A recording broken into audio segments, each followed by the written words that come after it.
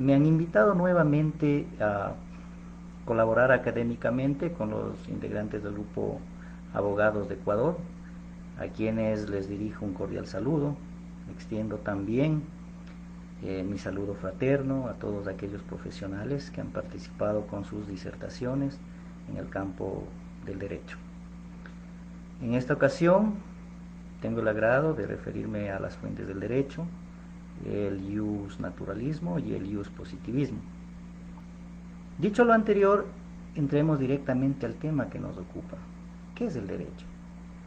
Si partimos desde el hecho que el hombre, en su necesidad de sobrevivir, conservarse y subsistir como especie, desde hace tiempos inmemoriales sintió la necesidad de agruparse y vivir en sociedad, con el fin de satisfacer necesidades individuales o colectivas. Pero al mismo tiempo, estos hechos pueden producir determinados conflictos, por lo que se hace indispensable que se establezcan determinadas normas o reglas a las que forzosamente deben someterse los hombres con el fin de vivir en paz y armonía. Partiendo del conflicto que surge del vivir en sociedad y las normas o reglas que por costumbre o impuestas y aceptadas por la mayoría, dichas normas que se establecen para la solución de los conflictos que pudieran darse en esta sociedad, es que aparece el derecho individual o colectivo como la solución efectiva a dichas controversias. Es por esta razón que el hombre que se desenvuelve en un medio social eminentemente necesita dichas regulaciones normativas que rigen la vida en sociedad, porque caso contrario la sociedad sería una anarquía, un caos, donde el más fuerte, el más salvaje, el más violento o el más astuto tendría ventaja y pudiera hacer lo que le venga en gana, sin importarle la afectación a los demás miembros de la sociedad. Es así que las normas o reglas de convivencia nacen de la necesidad del hombre de vivir en armonía y paz, manteniendo un estado balanceado y proporcional entre los miembros que componen dichas comunidades. Es decir, manteniendo un estado justo donde impere la justicia. Como bien decía Ulpiano, justicia es la constante y perpetua voluntad de darle a cada quien lo que le corresponde. Pero ¿cómo las personas integrantes de una sociedad obtienen justicia? Pues a través de las normas o reglas, de sus costumbres, o las que se declaren y se acepten por todos. Las reglas que se autoimponen los hombres vienen a ser el marco jurídico que regula la sociedad. Y todas estas normas en conjunto, todos estos principios reguladores de la vida, en caso de ser inobservadas o violentadas, devendrá necesariamente en la imposición de un castigo, sanción o pena para el que las violente o quebrante estas reglas. A estas normas es que se conoce como derecho. Y generalmente todas las normas se componen de los siguientes elementos. Primero, el derecho es un orden regulador de la conducta humana. Otra característica es que el derecho rige las relaciones sociales. Otra característica podría ser que el derecho preserva los valores sociales y principios de justicia. Otra característica importantísima es que el derecho es por principio sancionador y tiene poder de coacción. ¿Para qué tiene este poder de coacción?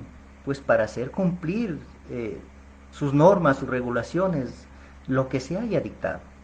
Entonces, el derecho es el conjunto de reglamentaciones, leyes y resoluciones enmarcadas en un sistema de instituciones, principios y normas que regulan la conducta humana dentro de una sociedad, con el objetivo de alcanzar el bien común, la seguridad y por sobre todas las cosas lo que se busca es la justicia.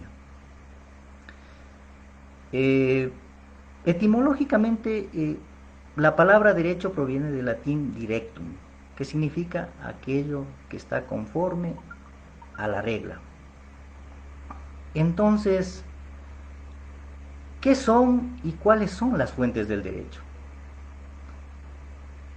En Wikipedia se señala que fuentes del derecho se designa todo lo que contribuye o ha contribuido a crear el conjunto de reglas jurídicas aplicables hoy por las personas, para las personas y en beneficio de la sociedad.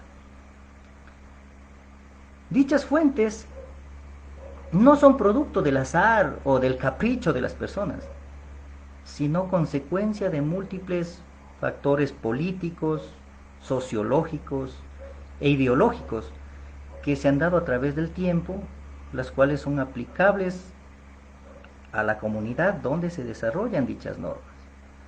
Actualmente y en el ordenamiento de la mayoría de los estados del mundo, el predominio de la ley como fuente del derecho indica la intensidad creciente del poder del Estado y de su organización, de sus actividades frente a las normas espontáneas de creación del derecho, como en otras épocas pudo haber sido la costumbre. A través del tiempo se han dado diversas teorías que constituyen las fuentes del derecho. Así tenemos las fuentes históricas, las fuentes materiales y las fuentes formales. Las fuentes históricas vienen a ser los testimonios, documentos como inscripciones, los papiros, el Talmud y otras leyes que regían en la antigüedad. También pueden ser restos u objetos que aporten información sobre los hechos que han tenido lugar en distintas sociedades. Es decir, son aquellos documentos del pasado que contienen una norma o ley. Esas son las fuentes históricas del derecho. Las fuentes materiales. Las fuentes materiales se refiere a los poderes o instituciones o grupos sociales que están autorizados para crear leyes, que reconocen o extinguen derechos o expiden normas jurídicas en los distintos ámbitos de un Estado, de una nación. Las fuentes formales se refieren específicamente a las normas, a la legislación, a la doctrina, a los principios generales del derecho, a los tratados internacionales, a la jurisprudencia y a la costumbre. Pueden ser tanto las que tienen vigencia actual como las que los han tenido en épocas anteriores, es decir, las fuentes formales son aquellas leyes y normas que rigen a un país. Y también son aquellas que se encargan, por supuesto, de la creación de las normas jurídicas. Entre las fuentes formales en el Ecuador tenemos la ley, los tratados internacionales, la jurisprudencia, la doctrina, la costumbre y otras que pues no se nos han enseñado en la universidad y que son de muy poco uso. Es así que vamos describiéndolas una a una